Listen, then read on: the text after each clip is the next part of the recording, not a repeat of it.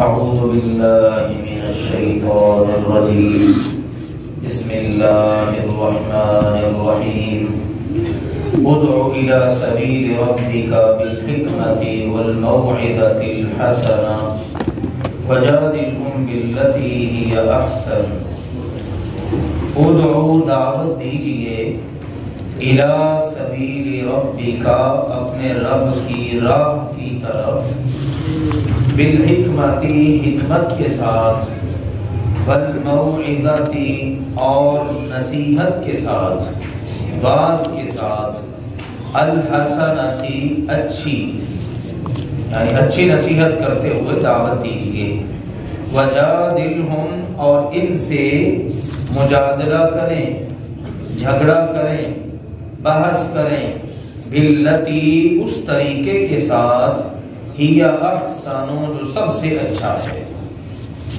اور آخر پر اللہ سبحانہ وتعالی نے پوری سورہ مبارکہ کا خلاصہ ذکر کیا ہے اور یہ بڑی شاندار آیت مبارکہ ہے۔ پہلا حکم یہ ہے کہ اپنے رب کے راستے کی طرف دعوت دیجئے۔ کسے دعوت دینی ہے؟ سبھی اس میں آ جاتے ہیں، مسلمان بھی غیر مسلم بھی۔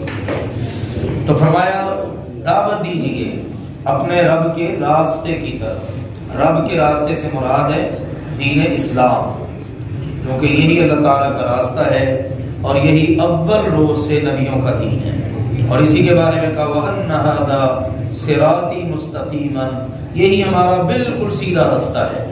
صراط مستقیم یہی ہے۔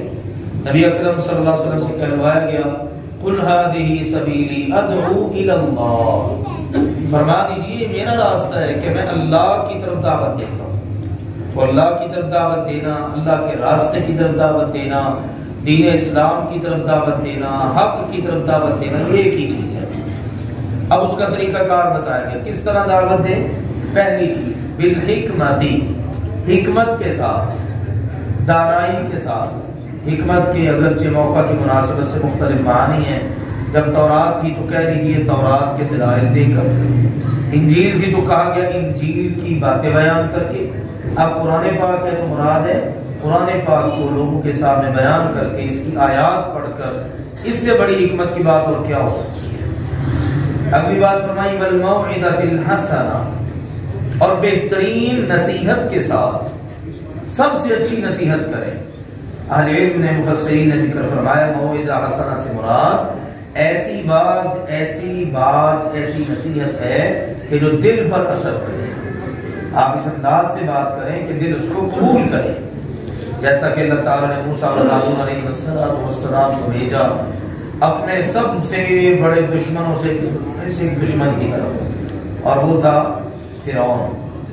تو کہا دونوں بھائی تم جاؤ اس کے پاس، اذهبا الى فرعون، فرعون کے پاس جاؤ تم دونوں بھائی، انہ طغى، سرکش ہو چکا ہے، فقولا له قولا لینا، تم نے جا کے اس سے نرمی سے بات کرنی، نرم بات، اچھی بات کرنی ہے۔ ممکن ہے وہ نصیحت پکڑے اور ڈر جائے، اس کے دل میں کوئی خوف پیدا ہو جائے۔ معلوم یہ ہوتا ہے کہ موعظہ حسنہ ایسی اچھی بات، ایسی اچھی نصیحت کہ جو دل کو اپیل کرے، دل تک پہنچے، دل پر اثر کرے۔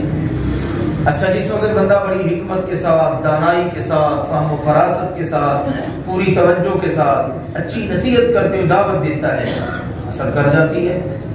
بعض دفعہ ایسا ہوتا ہے کہ اثر نہیں کرتی، نوبت آ جاتی ہے کہ اگلا بندہ جس کو دعوت دی جا رہی ہے وہ جھگڑے پر اتر آتا ہے، بحث شروع کر دیتا ہے، مناظرہ شروع رہتا ہے۔ تو اللہ تعالیٰ نے ایسے موقع پر فرمایا کہ اگر جھگڑا ہو جائے، اس تک نوبت آ جائے کہ بحث ہو رہی ہے، تو آپ ان سے بحث کیجئے اس طریقے کے مطابق جو سب سے زیادہ اچھا ہے۔ اب سب سے زیادہ اچھا طریقہ موقع کی مناسبت سے چناؤ کرنا ہوتا ہے۔ بعض اوقات کوئی عقلی دلیل دے کر بات سمجھانی ہوتی ہے، وہ اپیل کر جاتی ہے۔ بعض اوقات کوئی نقلی دلائل قرآن پاک کی آیات سنانی پڑتی ہیں، احادیث بتانی پڑتی ہیں تو وہ اثر کر جاتی ہیں۔ بعض اوقات تاریخ سے کوئی حوالہ دینا پڑتا ہے، تو موقع کی مناسبت کے ساتھ اچھے طریقے کے ساتھ بحث مباحثہ کرنا ہے، وہ اچھا طریقہ ہو۔ یہ طریقہ نہیں ہے کہ بندہ گالی گلوچ پر اتر آئے، بس یہ سوچے کہ میں نے اگلے کو نیچا دکھانا ہے، اپنے آپ کو بالا تر سمجھنا ہے، متکبرانہ انداز، غرور والا طریقہ، یہ اچھے طریقے نہیں ہیں۔ تو اللہ تعالیٰ نے یہاں پر بتا دیا کہ سب سے زیادہ اچھے طریقے کے ساتھ پھر آپ ان کے ساتھ بحث کرو، بات چیت کرو، مجادلہ کرو، مناظرہ کرو، جھگڑا کرو، یعنی جو بھی کرنا پڑے موقع کی مناسبت سے وہ کر سکتے ہو، لیکن طریقہ اچھا ہونا چاہیے۔ بعض اوقات بہت کڑوی بات بھی کر دی جاتی ہے، لیکن طریقہ اس انداز کا ہوتا ہے کہ سننے والا بڑے اچھے انداز میں اس کو قبول کر لیتا ہے۔ بعض اوقات یہ ہوتا ہے کہ بات ہوتی بڑی نرمی والی، آہستہ سی، ٹھیک ہے نا، اس کے اندر اتنی وہ کہنے کڑواہٹ یا سختی نہیں ہوتی، لیکن اس کا انداز اتنا سخت ہوتا ہے کہ سننے والا گولا ہو جاتا ہے۔ تو اللہ ذو الجلال والاکرام نے یہاں پر ہر دعوت دینے والے کو یہ اسلوب بتایا۔ اور اس کے بعد یہ بات بھی کتنی قابل توجہ ہے کہ اللہ تعالیٰ نے یہ نبی اکرم صلی اللہ علیہ وسلم کو حکم دیا ہے، اور آپ کی ماتحتی میں کہا آپ کو ہے، اور آپ کی ماتحتی میں آپ کی ساری امت کو سبق ہے، جیسے دیگر مقامات پر ہے۔ ایک جگہ کا آنا ومن اتبعنی، یہ کام میرا بھی ہے اور جتنے میرے پیروکار ہیں ان سب کا بھی یہی کام ہے کہ وہ لوگوں کو اللہ کی طرف دعوت دیتے ہیں۔ تو اس کا مطلب یہ ہے نبی اکرم صلی اللہ علیہ وسلم کا جو بھی پیروکار ہے اس کو دعوت دینی ہے، اور اس کے لیے ضروری نہیں ہے کہ آپ بہت زیادہ پڑھے لکھے ہوں، آپ نے اتنے علوم پڑھے ہوں تب جا کے آپ دعوت دے سکتے ہیں۔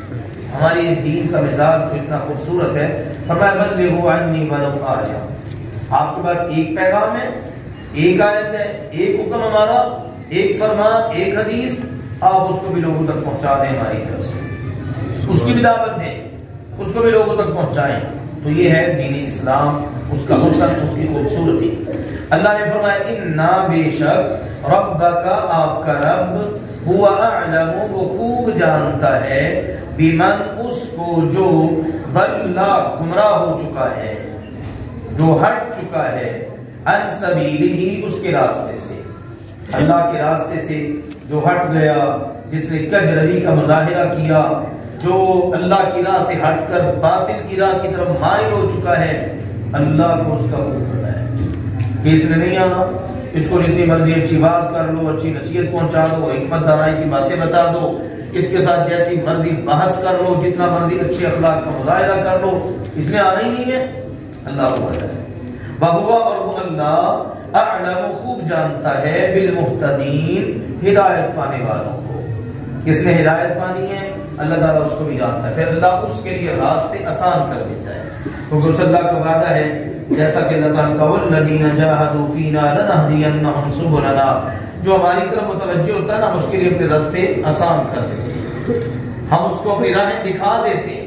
نبی اکرم صلی اللہ علیہ وسلم کو بڑی خواہش تھی یہ بھی مسلمان ہو جائے، یہ بھی سیدھے راستے پر آ جائے، جن کے ساتھ آپ کو بے پناہ محبت تھی ان کے بارے میں بھی، لیکن اللہ نے کہا اِنَّكَ لَا تَهْدِي مَنْ أَحْبَبْتَ، جس سے آپ محبت کریں اور آپ چاہیں کہ آپ اس کو ہدایت دے دیں، ایسا نہیں ہو سکتا۔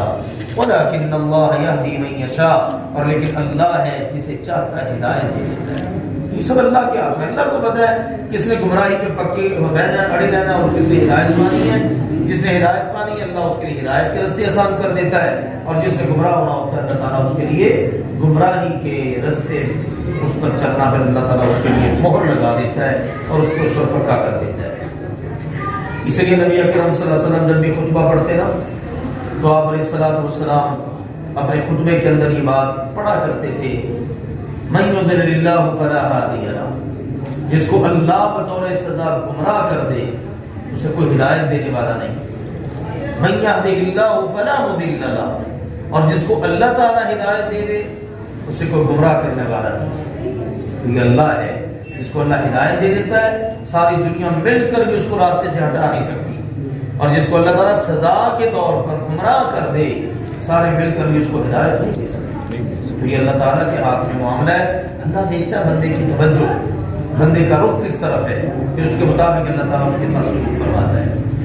پھر فرمایا وَإِنْ، اور اگر عَاقَبْتُمْ، تم انتقام لو، بدلہ لو، تعاقب کرو، پیچھا کرو، فَعَاقِبُوا، تو تم تعاقب کرو، پیچھا کرو، بدلہ لو، انتقام لو، بِمِثْلِ، اسی قدر، اتنا ہی، مَا عُوقِبْتُمْ، جس قدر تمہارے اوپر ظلم کیا گیا، بہی، اس کے مطابق، یعنی جتنا تمہارے اوپر ظلم ڈھایا گیا ہے، جتنا تمہارا تعاقب کیا گیا ہے، جتنا تمہیں انتقام کا نشانہ بنایا گیا ہے، اسی قدر اگر تم اسی انداز میں انتقام لے لو تو تمہیں اس کی رخصت ہے۔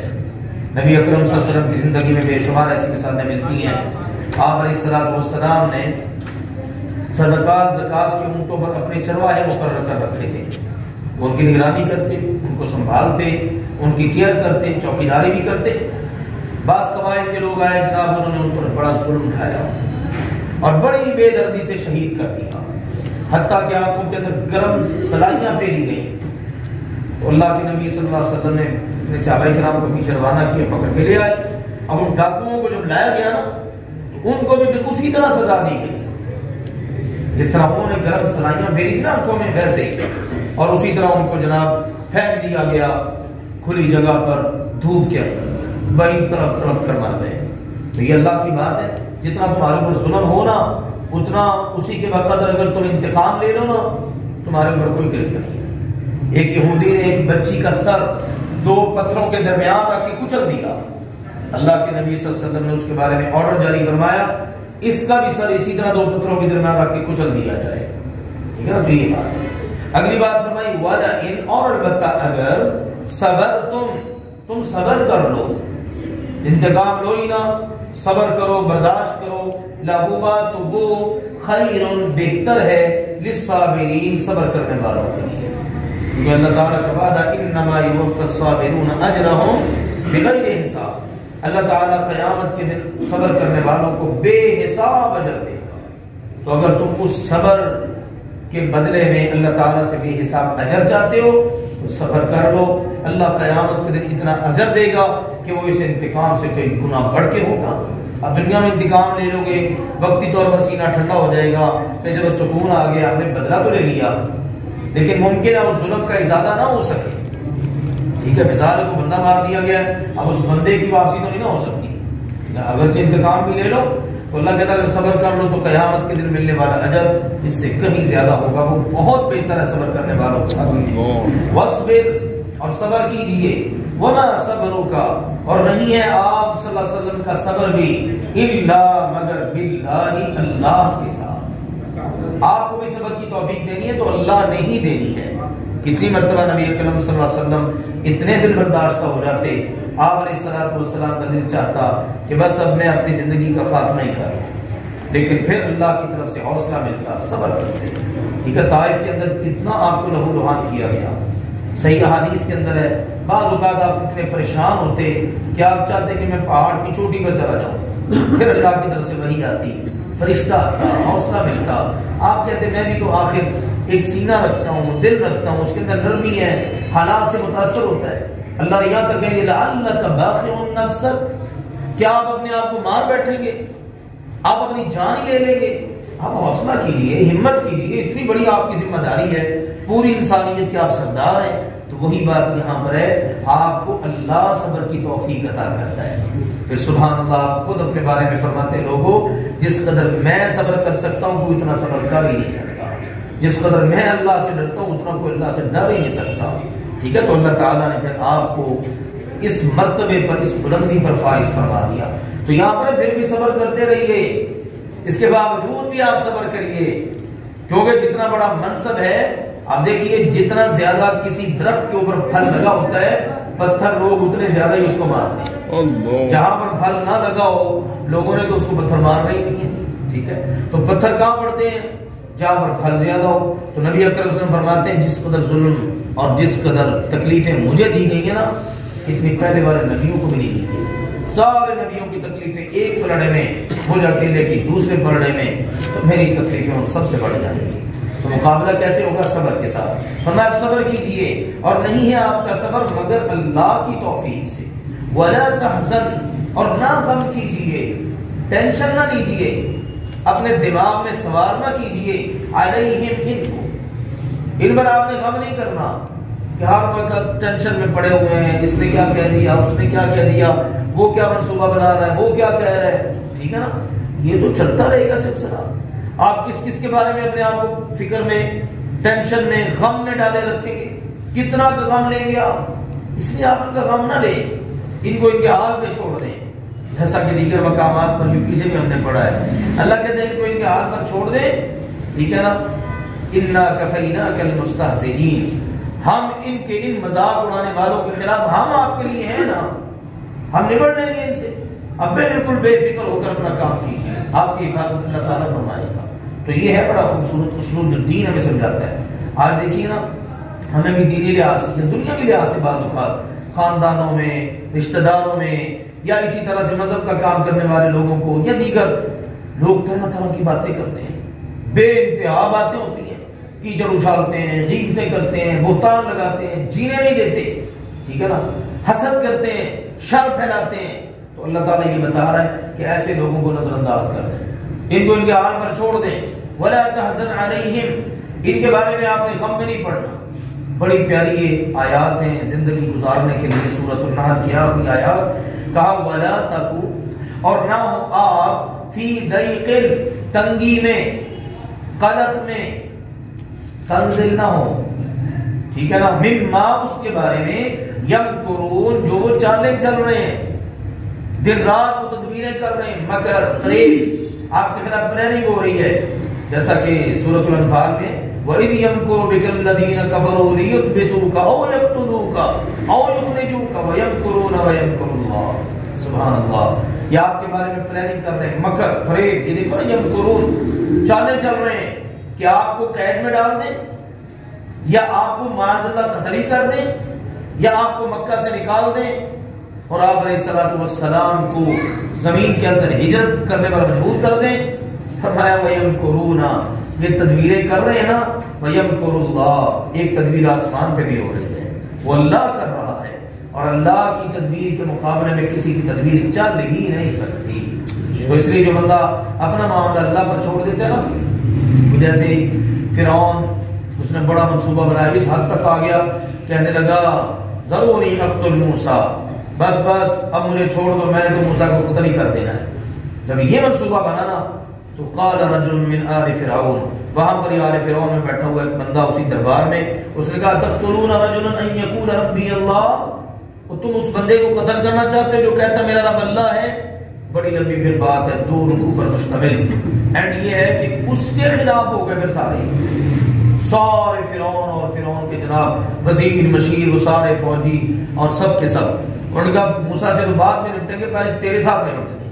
اس نے کہا افوض امری الی اللہ ان اللہ بصیر بالعباد, میں اپنا معاملہ بھی موسیٰ علیہ السلام کی طرح اللہ کے سپرد کرتا ہوں. اللہ دیکھ رہا ہے بندوں کو, کیا منصوبے بان رہے ہیں, کون کیا کر رہا ہے, اللہ دیکھ رہا ہے. اللہ نے کہا فوقاہ اللہ سیئات ما مکروا, تو پھر اللہ نے ان کے مکر سے, ان کی چالوں سے, یہ ہم قرون ہے نا, ان کے مکر سے, فریب سے, چالوں سے, تدبیروں سے اللہ نے اپنے اس بندے کو بچا دیا. مقصد یہ ہے کہ جب بندہ اللہ سبحانہ وتعالیٰ کے سپرد کر دیتا ہے معاملہ, بس اللہ کا بن جاتا ہے. اللہ کے لیے بھی اس کو سننی پڑتی ہیں, سہنی پڑتی ہیں, بہت تکلیفیں برداشت کرنا پڑتی ہیں, تو پھر اللہ تعالیٰ کہتا ہے پھر میں ہوں نا, پھر میری تدبیر ہی کام کرتی ہے. تو دیکھیں ان آیات میں ہر بات میں اللہ نے اپنے پیارے نبی کریم صلی اللہ علیہ وسلم کو مخاطب کیا ہے, ٹھیک ہے نا. تو ان جیسا عظیم المرتبہ جب ان کو یہ نصیحت ہے, ان کے نام یہ پیغام ہے, پھر ان کی امت کے ہر فرد کے نام تو بلاولا ہے. آخری بات فرمائی کہ بے شک اللہ تعالی مع الذین, ان لوگوں کے ساتھ ہے, اتقوا, جو تقوی اختیار کرے. پچھلی باتیں ساری ہم نے پڑھ لی, شروع سورت سے لے کر یہاں تک دیکھیے, شرک کرنے والے, منافقتیں کرنے والے, شر پھیلانے والے, کیسے کیسے لوگوں کے تذکرے اور کیسی کیسی باتیں. اب ان سب کے تناظر کے اندر بات یہ, تمہیں اللہ کا ساتھ چاہیے نا, اس ساری صورتحال میں اللہ کا ساتھ ہونا چاہیے نا, تو تقوی اختیار کرنا. جو لوگ تقوی اختیار کرتے ہیں ان کے ساتھ اللہ ہے, اور اللہ کا وعدہ ہے وَمَن يَتَّقِ اللَّهَ يَجْعَل لَّهُ مَخْرَجًا. جو اللہ سے ڈرنا شروع کر دیتا ہے نا, اللہ اس کو نکلنے کا راستہ خود دے دیتا ہے. وَيَرْزُقْهُ مِنْ حَيْثُ لَا يَحْتَسِبُ, اور وہاں سے رزق دیتا ہے جہاں سے بندے کے وہاں گمان میں بھی نہیں ہوتا. تو پہلی چیز ہے تقوی. وَالَّذِينَ, اور وہ لوگ, ہم وہ محسنون, نیکی کرنے والے ہوتے ہیں. جو نیکی کرنے والے ہوتے ہیں ان کے ساتھ اللہ ہے, تقوی والے ان کے ساتھ اللہ ہے. تو 2 چیزیں ہیں, تقوی اور احسان, یعنی نیکی کی راہ پہ چلنا. تو جو بندہ یہ 2 صفتیں اپنے اندر پیدا کر لیتا ہے نا, پھر اللہ اس کے ساتھ ہوتا ہے. اگر جس کے ساتھ اللہ ہوتا ہے, اللہ تعالیٰ نہ اس کو ذلیل ہونے دیتا ہے, نہ اللہ اس کو رسوا ہونے دیتا ہے, ٹھیک ہے نا.